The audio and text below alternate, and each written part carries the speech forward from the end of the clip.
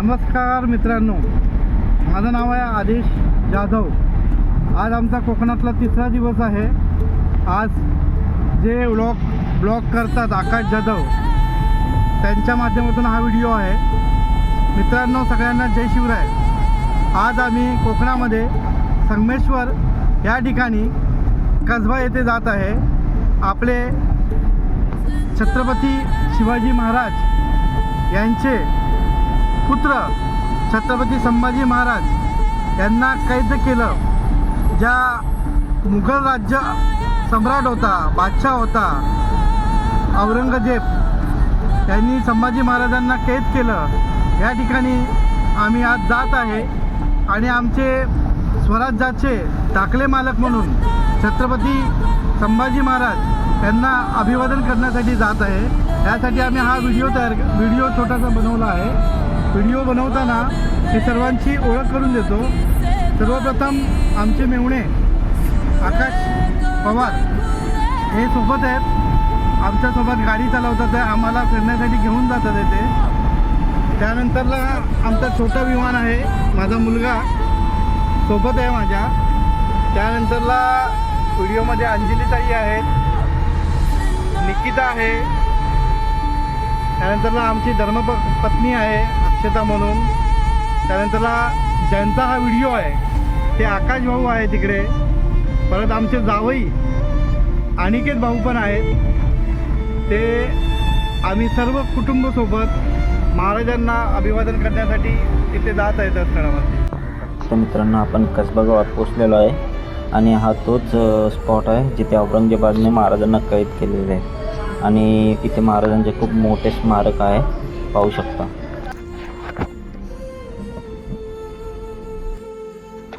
नमस्कार मित्रांनो, तर आजचा तिसरा दिवस आहे आणि तिसऱ्या दिवसाचा हा आज पहिला स्पॉट आहे जिथे आम्ही आलेलो आहे।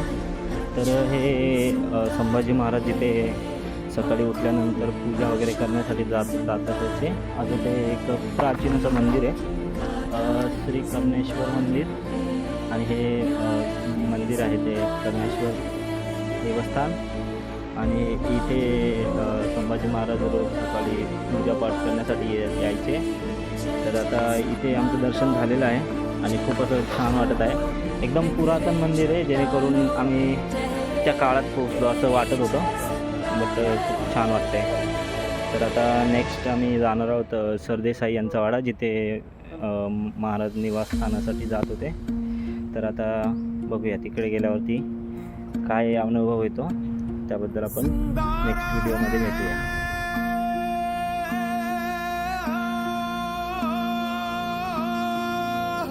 मित्रांनो, आम्ही आलो आहोत आता दुसऱ्या स्पॉटवरती, जिथे महाराजांचं निवासस्थान होतं।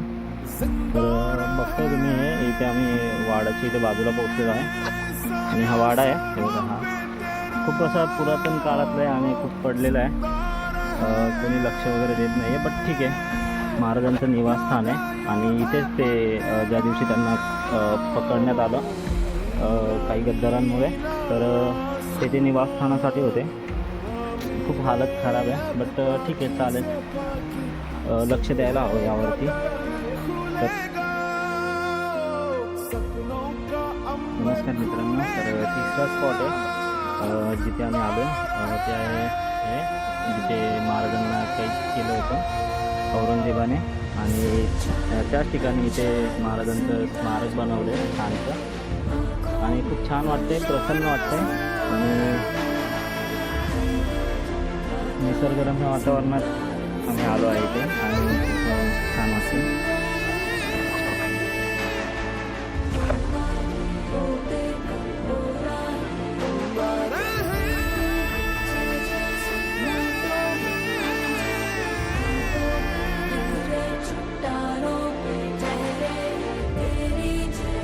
इस धर्म पर मिटने वाला शेर शिवा का छावा था, महापराक्रमी परम प्रतापी एक ही शंभू राजा था। छत्रपति संभाजी महाराज की जय।